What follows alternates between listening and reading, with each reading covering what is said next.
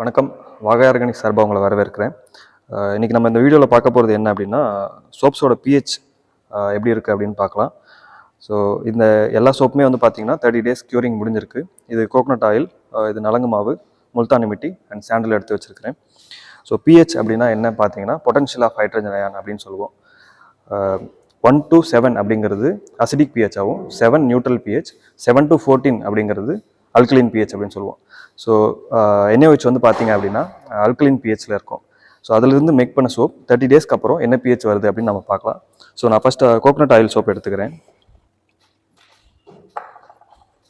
So இது litmus paper, நீங்கள் எல்லாமே பார்த்துருப்பீங்க. இதில் அதோட ரேஞ்ச் கொடுத்துருப்பாங்க, 1 to 7 அண்ட் 8 to 14 கொடுத்துருப்பாங்க.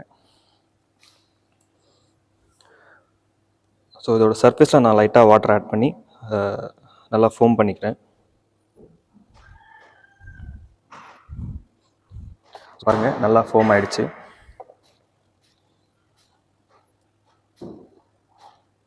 இந்த லிட்மஸ் பேப்பரை ஒரு சின்ன பீஸ் நான் எடுத்து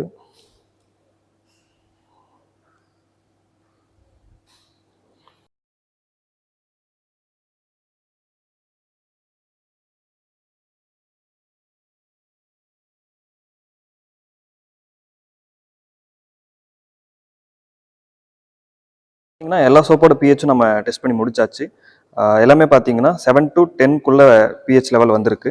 ஸோ இது எல்லாமே நம்ம சருமத்துக்கு உகந்த சோப்பு தான், நம்ம எல்லாமே பயன்படுத்தலாம்.